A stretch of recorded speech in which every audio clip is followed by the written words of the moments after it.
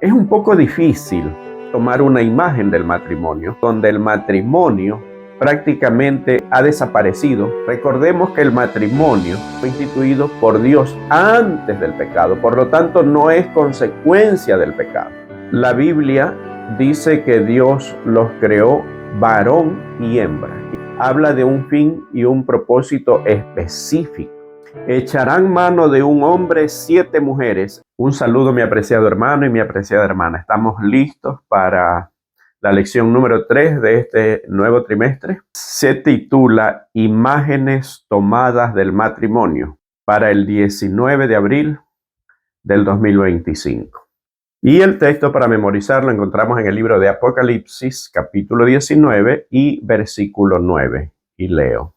Y el ángel me dijo, escribe.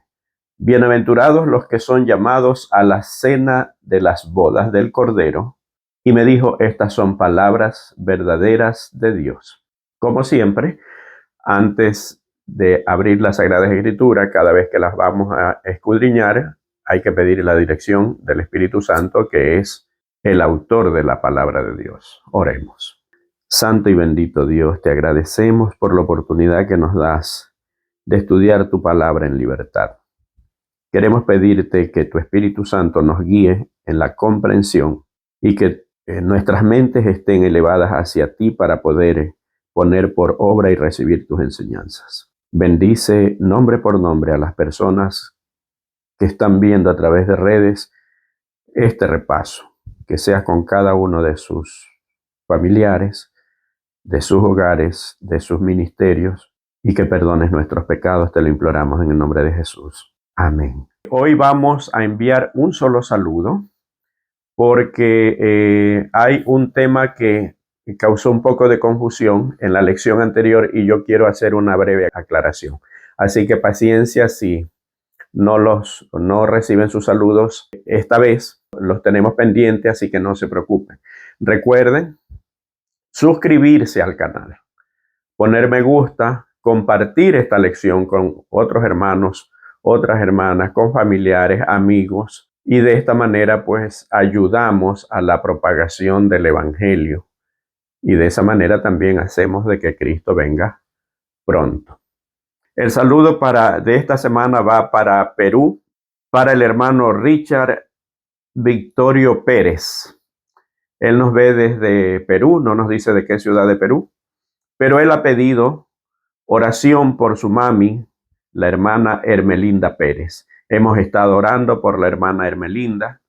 No nos pone cuál es el pedido concreto, pero Dios sí sabe cuál es el pedido de oración, así que hemos estado y vamos a seguir orando por la hermana Hermelinda. La lección de la semana anterior causó cierta confusión respecto a el Cordero. Y la confusión es de que, por ejemplo, en Génesis 3:15, cuando da la sentencia, y un poco más adelante también, en el mismo capítulo 3, la Biblia dice que Dios le hizo vestidos de pieles a Adán y a Eva. Y se entiende que ahí fue el primer sacrificio del Cordero. No dice la Biblia que fue un cordero, mas el espíritu de profecía deja ver de que así fue.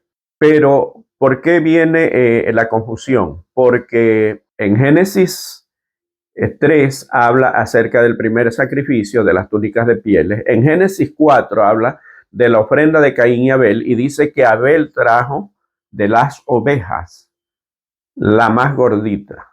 Hay una diferencia y hay mucha gente que se confunde entre el cordero, la oveja, el carnero, el macho cabrío, el becerro. Entonces hay cierta diferencia entre el uno y el otro. Para que podamos entender y no extendernos mucho en esta explicación, porque corresponde a la lección pasada. El carnero podríamos decir que es el papá del cordero. El cordero es una ovejita, macho, un corderito, es el hijito, es el carnero, pero muy jovencito, es el hijo del carnero. La oveja es la mamá del carnero, para que lo podamos entender. El becerro es un toro pequeño y cuando se trata de cualquiera de ellos, La Biblia especifica la edad. Por ejemplo, cuando Abraham recibió la promesa de que su descendencia iba a ser como la arena del mar, antes de recibir la promesa, él hizo un sacrificio. Y dice que todos los animales eran de 3 años. Entonces la Biblia siempre va a especificar eso. Esto como para que no haya confusión y no quede la más mínima duda. Entonces el macho cabrío es lo que se conoce como la cabra o en algunos países conocido como el chivo. Pero todos estos, a excepción de aquel que era apartado para Azazel y que tenía que ser mandado al desierto, a excepción de ese, todos los demás representaban o simbolizaban a Cristo. Entonces esto quizá para aclarar la confusión que trajo la lección de la semana anterior.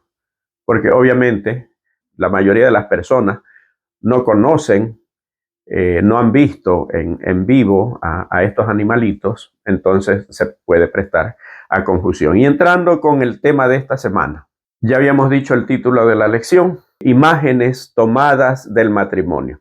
Es un poco difícil poder tomar una imagen del matrimonio en los actuales momentos donde el matrimonio prácticamente ha desaparecido el propósito original. Recordemos que el matrimonio fue dado o fue instituido por Dios antes del pecado, por lo tanto no es consecuencia del pecado.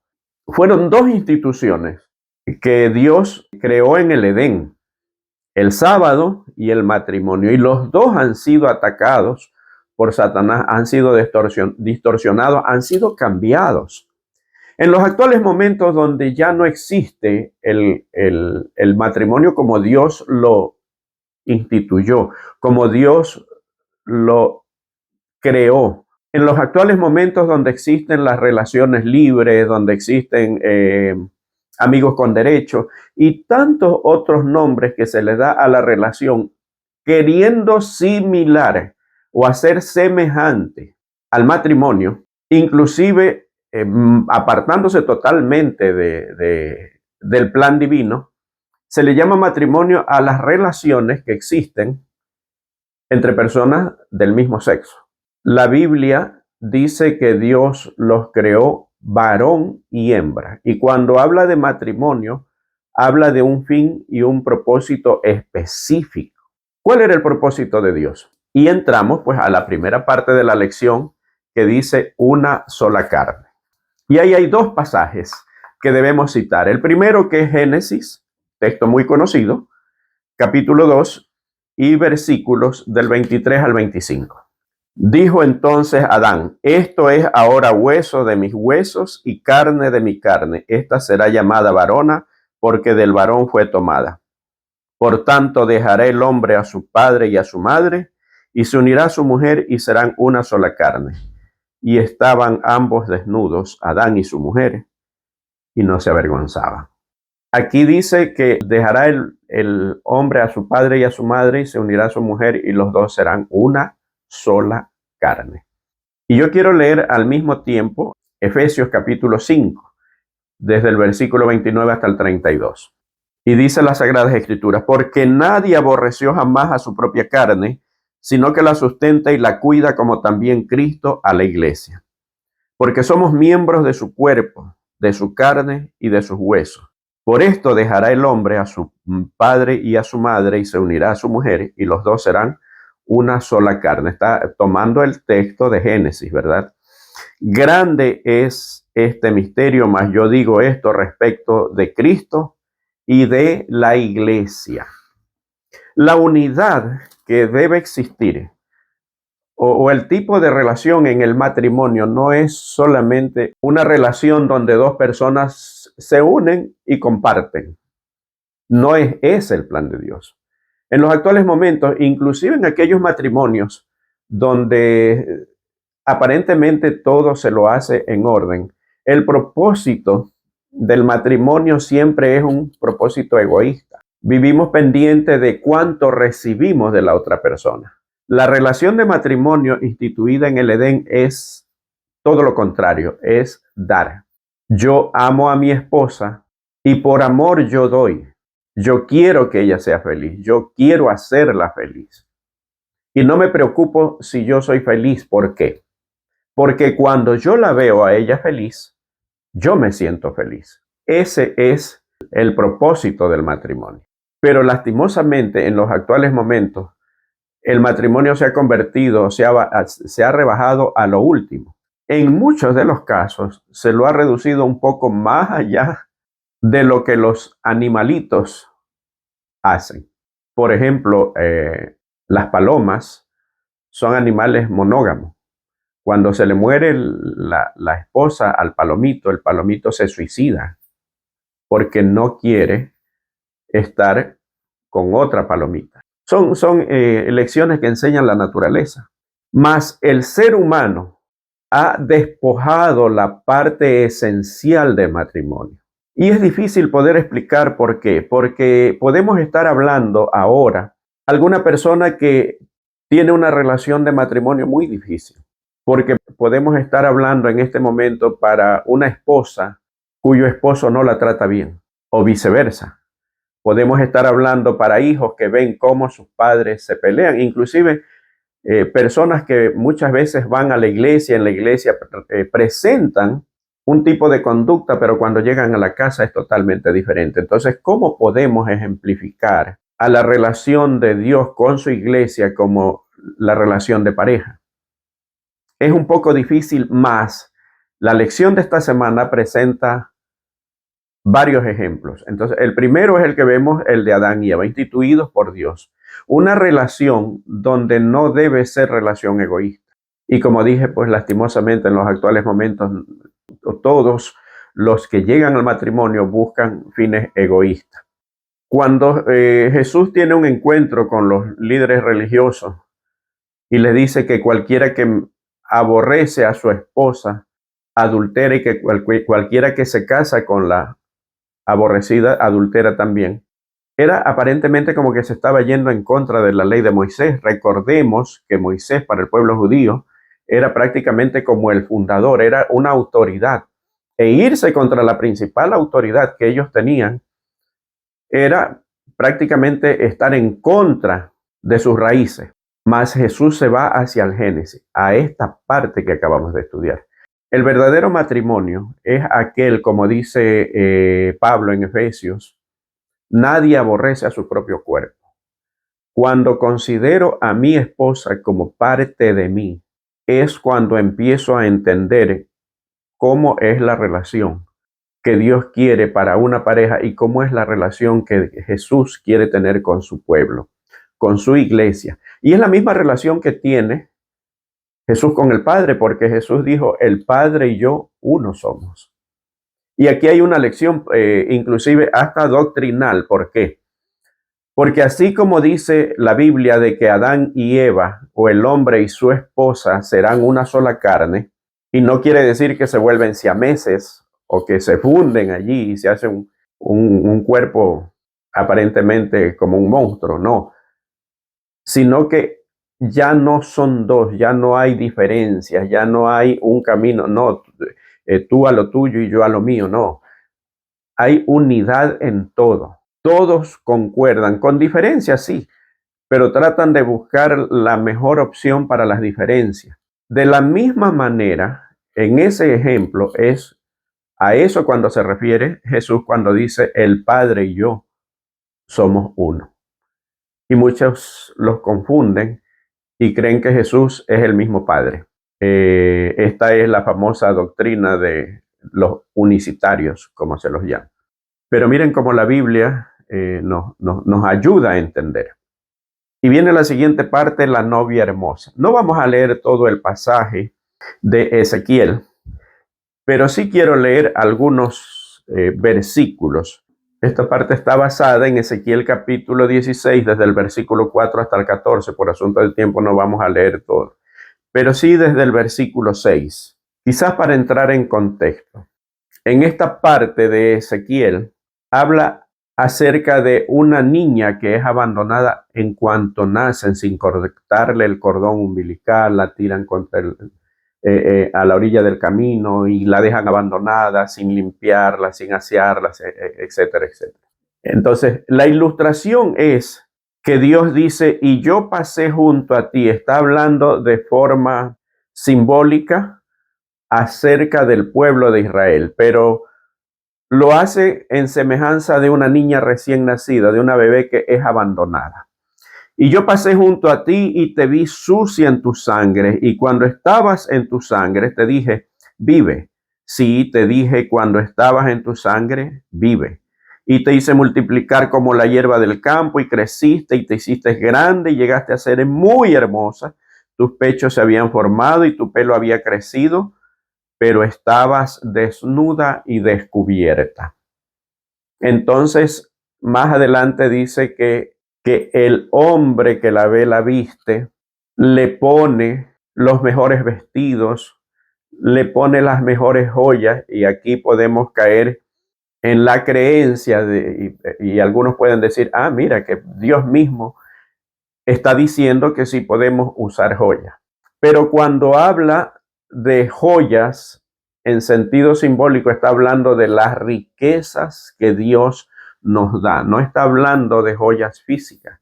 Aunque muchas veces cuando Dios habla acerca de que pone joyas en una mujer o en la novia, está hablando de que las joyas que pone Dios, que muchas de ellas, como dije, son eh, sus virtudes, todo lo mejor que es capaz de dar Dios, simboliza todo, simboliza su gracia, la salvación, todo lo bueno que Dios puede dar. Es aquello que nos da la salvación. Por el contrario, las joyas que nosotros nos ponemos es nuestra propia justicia. Entonces, no es lo mismo cuando Dios te pone una joya que cuando tú te pones la joya. Como no es el tema la joya, entonces solamente como aclaración, no voy a decir nada más, quizás en algún momento podamos hablar de este tema específicamente. Pero lo importante es de que aquel que encuentra en el camino a aquella pequeña niña que se convierte en una hermosa mujer, la toma como su esposa.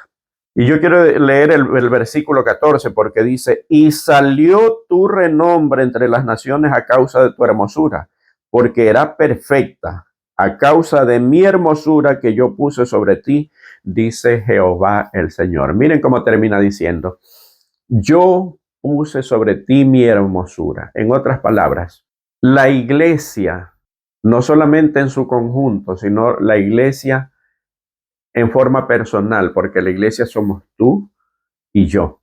Pero todas las virtudes que Dios nos ha dado son eso, precisamente vienen de Dios. No tenemos virtud alguna. Y tal como el ejemplo de esta niña que es desechada, también nosotros en algún momento llegamos así, llenos de sangre, llenos de mancha, llenos de todo. Yo no conozco tu pasado y tampoco es la intención ni siquiera Dios de averiguarlo o de indagar en aquello. Pero indistintamente de cuál haya sido, como en el caso de esta niña, Dios nos hace personas diferentes.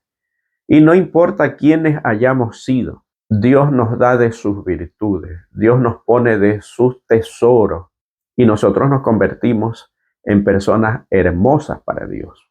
Pero esa hermosura no es algo nuestro, es algo que Dios nos da, Dios nos presta. Y cuando habla de hermosura está hablando de todos los dones, está hablando de todas las virtudes que puede llegar a tener el ser humano y que muchas veces nos enorgullecemos de aquello. El pueblo de Israel llegó a ser tan bendecido, especialmente en los tiempos de Salomón, y llegaron a enorgullecer. Quizás nosotros podamos estar corriendo el mismo riesgo de ser el pueblo escogido de Dios y de creer que somos los únicos que podemos ser salvos. Y según el espíritu de profecía, la mayoría de las personas que estarán en el cielo no están dentro de la iglesia en este momento. Están afuera. Están en la iglesia evangélica. Están en la iglesia católica. A ellos también debo atraer y habrá un solo rebaño y un solo pastor, dice la Biblia. Por lo tanto, debemos pensar cuando hablamos acerca de las verdades de la Biblia, y aquí viene una parte que entra a esas verdades, la esposa prostituta de Oseas. A veces, cuando no leemos o no entendemos las Sagradas Escrituras, podemos pensar que la Biblia no es inspirada porque es demasiado dura y demasiado práctica. Por ejemplo, en Oseas le da un consejo a este profeta. Se lo da Dios y le dice: tómate una mujer prostituta, una adúltera, y cásate con ella.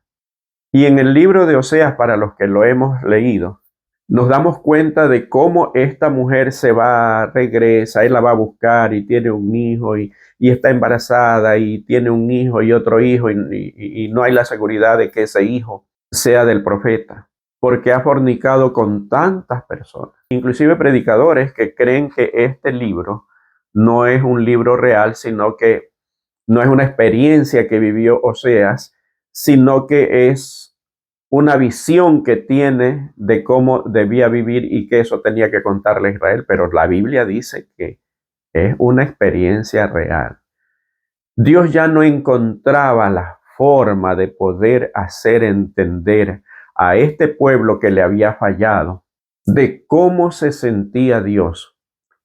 El peor sentimiento que puede tener el ser humano es que aquella persona en quien confía, en quien depositó toda su confianza, traicione esa confianza. Y Dios saca a ese pueblo y lo elige, no porque haya sido el mejor, el más poderoso, no, por ninguna virtud. Recordemos lo de la niña, cómo fue desechada, ¿verdad? Dios elige a ese pueblo porque le hace una promesa al que inició ese pueblo, que fue Abraham, y Dios tiene que desecharlo. Y nosotros nos convertimos ahora, los gentiles, los de la promesa, en el nuevo pueblo de Dios. Pero también podemos caer en los mismos errores que cayeron los israelitas. Ellos creían que eran los únicos que podían ser salvos. Dios los había bendecido. ¿Recuerdan cuando Jesús dice, hablando acerca de los pajaritos, verdad? Jesús dice: ni aun Salomón con toda su gloria se vistió como uno de ellos. ¿Por qué lo pone como ejemplo a Salomón? La época de Salomón fue la época de mayor gloria del pueblo de Israel. Y no ha habido pueblo alguno, ni siquiera Babilonia, que ha sido el imperio más rico de la historia, tuvo la gloria que tuvo el pueblo de Israel en la época de Salomón. Todo el mundo quería venir a escuchar por lo menos una palabra de la sabiduría de Salomón. Y qué oportunidad que tuvieron de dar a conocer al mundo entero a ese Dios maravilloso que los había hecho el pueblo más poderoso y más grande de la tierra. Pero se olvidaron de eso y se dejaron contaminar, empezando por el propio rey Salomón. ¿Cómo podemos nosotros tratar de evitar convertirnos en ese pueblo? Y miren que en el Antiguo Testamento está hablando de Oseas, pero a su vez hay un paralelismo o hay una similitud del pueblo de Israel que representa la prostituta esposa de Oseas con Apocalipsis, capítulo 17 y versículo 1 y 2. Yo quiero que leamos y veamos la comparación. Y dice la palabra de Dios: vino entonces uno de los 7 ángeles que tenían las 7 copas y habló conmigo diciendo: ven acá y te mostraré la sentencia contra la gran ramera que está sentada sobre las muchas aguas, con la cual han fornicado los reyes de la tierra, y los moradores de la tierra se han embriagado con el vino de su fornicación. ¿Cuál es el vino de la fornicación de la gran ramera? El pueblo de Israel representaba a la prostituta que era esposa de Oseas. El pueblo de Dios en los actuales momentos también cayó en esa prostitución espiritual. Pero lo bueno es que dentro de todo eso siempre ha habido un remanente. Y si hay una diferencia, ¿por qué? Porque la Biblia también en Apocalipsis nos habla acerca de la mujer, pero también en Apocalipsis nos habla de otra mujer en el capítulo 12. En el versículo 1 dice, apareció en el cielo una gran señal, una mujer vestida del sol con la luna debajo de sus pies y sobre su cabeza una corona de 12 estrellas, y estando encinta clamaba con los dolores de parto y en la angustia del alumbramiento. Esta representa la iglesia o la mujer que no se prostituye, que es aquella que no fornica con los reyes de la tierra. Cuando habla de la fornicación con los reyes de la tierra, primero habla de la doctrina que no es bíblica. Cuando fornica con los reyes de la tierra, habla que se alejó de la Biblia y tiene una doctrina diferente. Y segundo, pero solamente tiene el nombre de Jesús. Y aparte, la fornicación con los reyes de la tierra quiere decir que hay una mezcla entre lo espiritual y lo político. ¿Por qué decimos que cuando habla de que fornicaron con los reyes de la tierra y que hablamos que se refiere a la doctrina? Por ejemplo, yo quiero que leamos Isaías capítulo 4. Miren lo que dice el libro de Isaías capítulo 4 desde el versículo 1.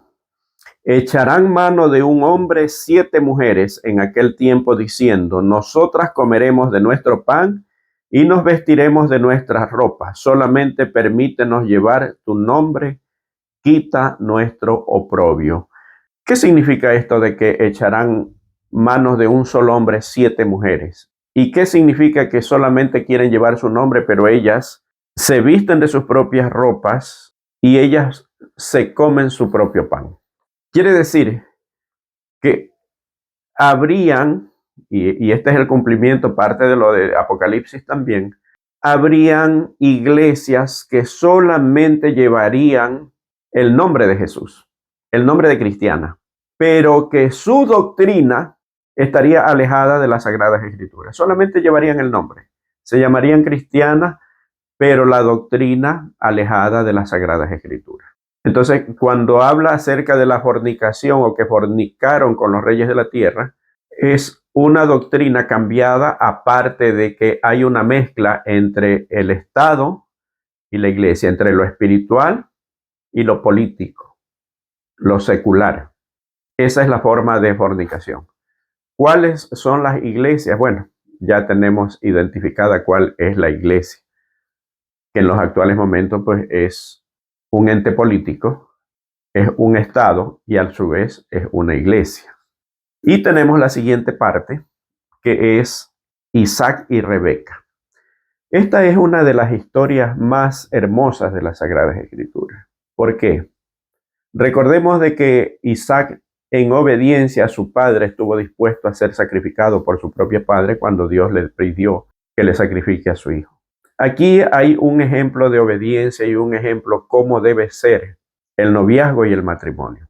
Pero ustedes pueden decir, pero aquí no hubo noviazgo. ¿Por qué? Porque su criado fue y buscó de entre sus familiares lejanos a su futura esposa. ¿Qué es lo que hace Abraham? Abraham se da cuenta que él ya está a punto de morir y quiere que su mayordomo vaya y busque novia para Isaac, que no se case con las cananeas, porque sabía hacia dónde puede llegar el matrimonio. ¿Saben? El ser humano le da importancia o mayor importancia a lo menos importante. Lo más importante, que es el matrimonio, se lo toma tan livianamente. Una persona, y hablo en sentido doble, un hombre para una mujer puede ser la perdición o puede ser la felicidad y la paz completa, o viceversa, también una mujer para un hombre. ¿Por qué? Porque en la relación ideal, como Dios quiere, al ser una sola carne, no hay secretos, no hay cosas ocultas, no hay absolutamente nada. Conoce hasta los más íntimos secretos, o debería ser así, para que funcione el matrimonio. Pero a su vez, con una mala elección, esa persona puede ser la que se convierta en la peor ruina del ser humano. Por lo tanto, la importancia de la elección de la pareja, y aquí lo muestra la Biblia con el matrimonio de Isaac y de Rebeca. Y hay muchas lecciones aquí. Primero, Este es el ejemplo práctico de lo que después diría el apóstol Pablo: no unáis en yugo desigual con los incrédulos. Abraham quiere que no busque gente de Canaán porque había demasiada apostasía allí. Sus familiares eran creyentes, quizás no al nivel como Abraham, pero sí tenían un conocimiento de la verdad. Segundo, cuando el mayordomo pide la dirección de Dios, estaba demostrando o estaba poniendo en las manos de Dios la elección de la pareja para Isaac. Y es obvio que si el mayordomo hizo eso, también Abraham lo hacía, pidiendo una novia para su hijo, una esposa para su hijo. Y es obvio que también el mismo Isaac lo hacía. ¿Y cuál es la lección, el resultado? El resultado es que en este matrimonio, si nosotros nos damos cuenta, Abraham, aparte de Sara, estuvo con Agar y después tuvo otra mujer. Abraham no fue monógamo. Jacob, igual. De los tres patriarcas, Abraham, Isaac y Jacob, el único que le pidió a Dios que le eligiera a su esposa fue Isaac. Y como resultado vemos que fue el único que tuvo una sola esposa y para toda la vida. ¿Qué ejemplo más grande? Esa es la relación que Dios quiere tener con nosotros. No la relación como la esposa de Oseas, no. Quiere tener la relación de Isaac con Rebeca y que sea para siempre. Y Dios siempre va a vivir buscándonos, quiere tener ese tipo de relación con nosotros, que todo lo pongamos en sus manos. La Biblia dice que cuando el mayordomo le cuenta que Dios había respondido la oración, la llaman a Rebeca y le dicen: ¿quieres ir? Miren que cómo un solo argumento echa abajo todas aquellas cosas que se inventa el ser humano con tal de no obedecer a Dios. Dios inventó el patriarcado y se lo ha satanizado a tal punto porque el patriarcado que Dios inventó no es el mismo que existe en los actuales momentos y por eso se lo condena. Pero cuando llaman a Rebeca y le preguntan si se iría y ella toma la decisión, entonces no había una imposición, como se trata de hacer aparentar o hacer creer que el patriarcado es lo peor que pudo haber existido o que puede existir. Obviamente, todo ha sido distorsionado, ha sido el matrimonio distorsionado, ahora ya la ley de Dios es echada por tierra, todo, absolutamente todo, el diablo se ha encargado de contaminar todo lo bueno que Dios ha hecho. Por lo tanto, lo que existe en los actuales momentos no es en nada, ni de lejos, todo lo que Dios tuvo en su comienzo como propósito para bienestar y felicidad del ser humano. Y tenemos la última parte de la lección, que es: la prostituta es juzgada. Y eso está en Apocalipsis. Apocalipsis 19, desde el versículo 1, es hasta el 9, pero no vamos a leer todo. Después de esto oí una gran voz de gran multitud en el cielo que decía: aleluya, salvación y honra y gloria y el poder son del Señor Dios nuestro, porque sus juicios son verdaderos y justos, pues ha juzgado a la gran ramera que ha corrompido a la tierra con su fornicación y ha vengado la sangre de sus siervos de la mano de ella. Otra vez dijeron: aleluya, y el humo de ella sube por los siglos de los siglos. Y al mismo tiempo existe la cena de la boda del Cordero. El versículo 9 dice: y el ángel me dijo: escribe, bienaventurados los que son llamados a la cena de las bodas del Cordero. Y me dijo: estas son palabras verdaderas de Dios. Y en el capítulo 21 del mismo libro de Apocalipsis, miren lo que dice: yo, Juan, vi la santa ciudad, la nueva Jerusalén, descender del cielo de Dios, dispuesta como una esposa ataviada para su marido. Hasta el último momento la Biblia hace una separación entre la gran ramera, que es la iglesia que se prostituyó o que contaminó su doctrina y que se unió con el poder político, y la iglesia pura que mantiene la verdad desde el Génesis. La una será castigada, la otra será premiada. Y ese acontecimiento del premio, de la recompensa que le da a la iglesia, al apóstol Juan se le muestra como una boda. Y la iglesia en su hermosura, la iglesia triunfante, se la ve como una novia ataviada para su marido.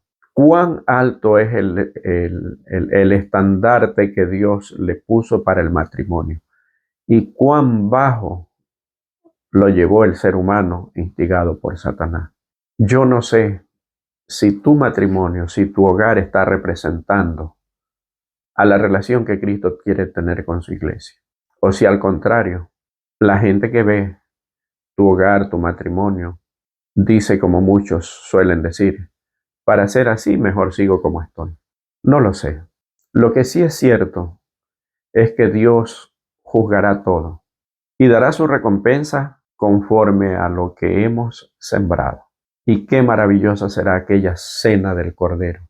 Imagínense una mesa de más de 2000 kilómetros, llena de una multitud donde Cristo estará allí.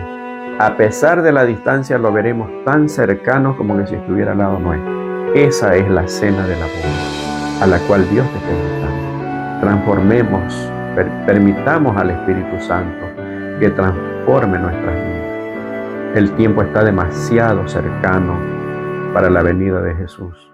Oremos más, pidamos más de su Espíritu Santo, consagrémonos más a Dios y que Dios pueda hacer su obra en nosotros y que podamos ser instrumentos para que otras personas también vengan a los pies de Jesús. Que Dios te bendiga, mi querido hermano. Nos vemos la próxima semana y recuerda, suscríbete al canal, comparte la lección y pronto tendremos un tema muy importante acerca de los actuales momentos, en qué tiempo estamos viviendo, qué representa. Mucho se ha hablado acerca de los Estados Unidos, acerca de Donald Trump, qué representa en las profecías.